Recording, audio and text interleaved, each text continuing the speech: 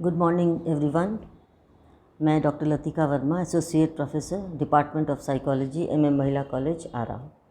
आज का जो टॉपिक है वो है प्रिंसिपल्स ऑफ रिसर्च डिज़ाइन, यानी कि शोध अभिकल्प के सिद्धांत। पिछले वीडियो में हमने रिसर्च डिज़ाइन के बारे में बतलाया था कि रिसर्च डिज़ाइन क्या होता है, उसकी अहमियत क्या होती है और किसी भी रिसर्च वर्क में। और दूसरा हमने ये कहा था कि what is the purpose of research design, यानी कि उसका मकसद क्या होता है, व्हाट इज़ द पर्पस, लक्ष्य क्या है, उसका उद्देश्य क्या है।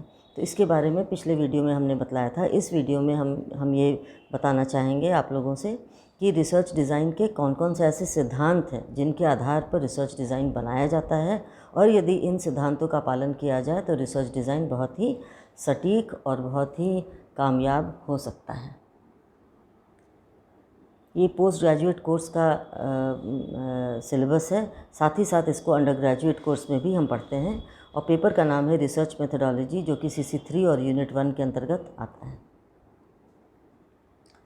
Basic understanding of research design.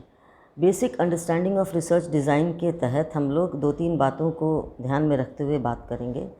सबसे पहले मैं ये पढ़ के सुनाती हूँ आपको। Research is a planful and systematic activity directed at the discovery of new facts or as the identification of relationships among facts.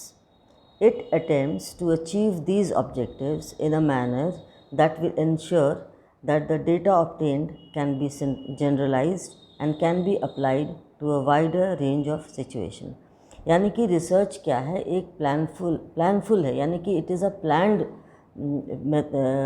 Way of doing things. यानी कि अगर हम रिसर्च करते हैं किसी भी टॉपिक के ऊपर में तो वो बिल्कुल प्री प्लानिंग उसका हो जाना चाहिए और बिल्कुल सिस्टमैटिक ऑर्गेनाइज्ड वे में होना चाहिए ये जो एक्टिविटी है। और किस ओर डायरेक्टेड होना चाहिए, ताकि हम न्यू फैक्ट्स को डिस्कवर कर सकें, नए नए तथ्यों को हम लोग डिस्कवर कर सकें, और उसका रिलेशनशिप के बारे में जो भी वेरिएबल्स है उन वेरिएबल्स के रिलेशनशिप के बारे में हम लोग आइडेंटिफाई कर सकें। और इसका ऑब्जेक्टिव यही होता है कि जो भी डेटा ऑब्टेन हम करते हैं, जो भी आंकड़ा हम लोग प्राप्त करते हैं, उसको हम लोग जनरलाइज कर सकें और उसको हम अप्लाई कर सकें वाइडर रेंज ऑफ सिचुएशंस पर, अलग अलग सिचुएशंस पर इसको हम लोग अप्लाई कर सकें। ये होता है basic understanding of research design. इसमें 3 बातें हैं ज़रूरी जो कि हम लोग कहना चाहेंगे। सबसे पहले है प्लानिंग, यानी योजना।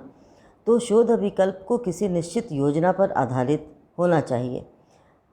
शोध अभिकल्प में परिकल्पनाओं की रचना, आंकड़ों के संग्रह तथा उनके विश्लेषण से संबंधित सारी बातों का उल्लेख होना चाहिए। यानी planning of research is the most important criteria of research design.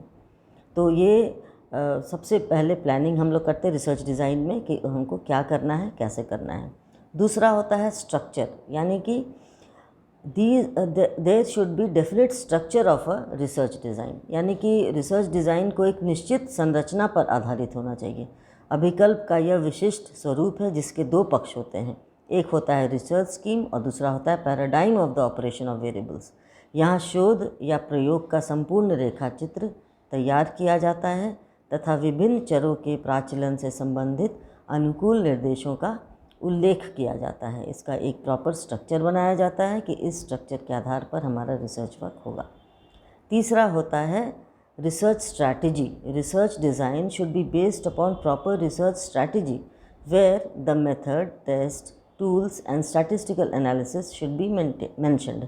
यानी कि जब हम रिसर्च डिज़ाइन बनाते हैं तो उसके ऊपर एक प्रॉपर रिसर्च स्ट्रैटेजी के रूप में, यानी स्ट्रैटेजी यानी एक तरीका कि इस तरीके से हम लोग आगे बढ़ेंगे, हम कौन सा मेथड उसमें यूज़ करेंगे, कौन सा मेथड उपयुक्त होगा, कैसा सैम्पल हम लोग यूज़ करेंगे, कौन सा टेस्ट अप्लाई करेंगे इसके ऊपर हम लोग, कौन सा टूल्स हम लोग अप्लाई करेंगे, कौन सा स्टैटिस्टिकल एनालिसिस के लिए कौन सा हम लोग टूल, कौन सा मेथड, कौन सा थियरी हम लोग इसको इस्टेब्लिश करेंगे, अपनाएंगे।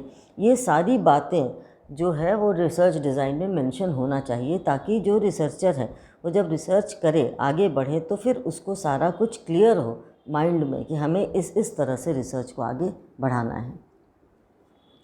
प्रिंसिपल्स ऑफ रिसर्च डिज़ाइन, यानी कि सिद्धांत।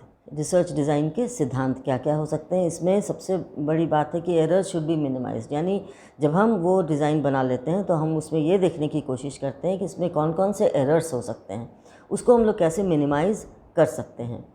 दूसरा है एफर्ट शुड बी इकोनोमाइज्ड, यानी कि हम लोग ये कोशिश करें, यानी रिसर्चर जब ये रिसर्च डिज़ाइन बनाता है तो वो ये कोशिश करे कि उसमें कम खर्च हो, कम श्रम हो और कम समय भी लगे। ये किसी भी रिसर्च का एक बहुत ही इम्पॉर्टेंट एस्पेक्ट होता है कि हम लोग इसमें कम समय में, कम खर्च में और कम मेहनत में हम लोग इस रिसर्च को पूरा कर सकें। तीसरा है relevant evidence should be gathered efficiently, यानी कि जो भी एविडेंसेस हमको गैदर करना है वो बहुत एफिशिएंटली, बहुत योग्यता, बहुत स्किलफुली हम लोग इस रेलेवेंट एविडेंसेस को इकट्ठा करेंगे, इंफॉर्मेशंस को हम लोग इकट्ठा करेंगे। यदि हम लोग इन्फॉर्मेशन सही नहीं लेते हैं तो हमारा डाटा जो है, जो आंकड़ा है, वो भी सही नहीं हो पाएगा। Purpose of inquiry. Purpose of inquiry का मतलब होता है जो हम लोग इंक्वायर करना चाहते हैं वो किस तरह से इंक्वायर करते हैं और उसका उद्देश्य क्या होता है। तो सबसे पहला है एक्सप्लोरेटरी रिसर्च। एक्सप्लोरेटरी रिसर्च जैसा कि शब्द से ही जाहिर है, इसका मतलब ये होता है कि कुछ एक्सप्लोर करना। Its aim is to explore your field in order to ascertaining the most fruitful avenues of research, यानी कि ये एसरटेन करना, ये हम लोग मानना या ये समझना कि सबसे अधिक फ्रूटफुल या लाभदायक और हम लोग को किस तरीके से हम लोग इस रिसर्च को आगे बढ़ा सकते हैं, इसको अधिक से अधिक एक्सप्लोर करना। It attempts to ascertain the kind, variety and number, quantity of elements present in the field of examination, यानी जिस चीज़ के ऊपर हम अध्ययन करने जा रहे हैं उसका क्या प्रकार होना चाहिए, उसकी कितने वैरायटीज़ हैं, उसका क्वांटिटी क्या है, नंबर क्या है, कितने संख्या में हम लोग करने जा रहे हैं, ये सारी बातों को, या क्या ये संख्या उपलब्ध है कि नहीं हमारे फील्ड में, तो इसको हम लोग पहले से एक्सप्लोर करते हैं, जानने की कोशिश करते हैं कि हमें हमारा रिसर्च वर्क अगर हम इस फील्ड में करते हैं तो ये कैसा होगा और कैसा इसमें सफलता मिलेगी अथवा नहीं। दूसरा है डिस्क्रिप्टिव रिसर्च, यानी कि its aim is to portray the research systematically, यानी कि रिसर्च वर्क को पोर्ट्रे करना सिस्टमैटिकली, यानी कि हम लोग सिस्टम में यानी ऑर्गेनाइज्ड वे में हम लोग किसी भी रिसर्च को आगे बढ़ाएं, इसके लिए डिस्क्रिप्टिव वे में रिसर्च को हम लोग प्रेजेंट करते हैं। It may be concerned with unit, यानी कि कितने लोग उसमें होंगे, क्वांटिटीज़ यानी कि एक होंगे, दो होंगे या बहुत सारे होंगे, टाइम सीक्वेंसेस कितना होगा, अभी होगा या बाद में होगा या काफ़ी या हमेशा के लिए होगा। तो ये जो भी हम लोग रिसर्च करेंगे उसको अप्लाई हम लोग किस किस तरह से कर सकते हैं। क्या एक व्यक्ति पर करेंगे, अभी करेंगे, बाद में करेंगे या हमेशा के लिए करेंगे, दो व्यक्ति पर करेंगे, यानी कि सारी बातों को पूरी तरह से डिस्क्राइब हम लोग कर देते हैं रिसर्च में। ये रिसर्च डिज़ाइन का भी एक बहुत बड़ा एस्पेक्ट है।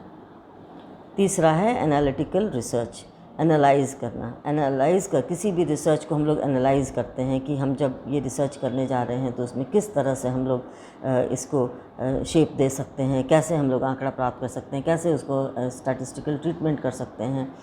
It is basically concerned with the problem of ascertaining causality, that is to say the question of how और वाई, यानी कि कैसे हुआ, क्यों हुआ, इन सारी बातों को एनालाइज़ करते हुए ये रिसर्च डिज़ाइन को बनाया जाता है।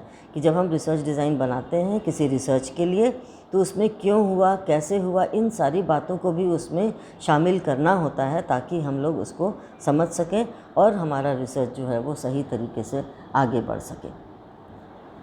ये थे इतने सारे प्रिंसिपल्स जो कि बहुत ही इम्पॉर्टेंट हैं, और शोध अभिकल्प के जितने भी सिद्धांत जो हमने अभी बतलाया आपको, वो सारे सिद्धांतों के आधार पर यदि हम रिसर्च डिज़ाइन तैयार करते हैं तो निश्चित रूप से हमारा जो रिसर्च वर्क होगा वो बिल्कुल सफल होगा, सार्थक होगा और एप्लीकेबल होगा।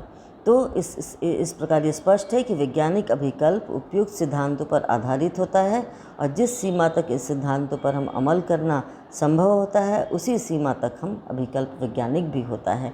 यानी कि जो भी रिसर्च को हम साइंटिफिक बनाना चाहते हैं उसके लिए एक प्रॉपर रिसर्च डिज़ाइन का होना अनिवार्य होता है, क्योंकि वही पूरे रिसर्च वर्क का बैकबोन होता है, वही आधार होता है। आशा है आपको ये वीडियो पसंद आया होगा। धन्यवाद।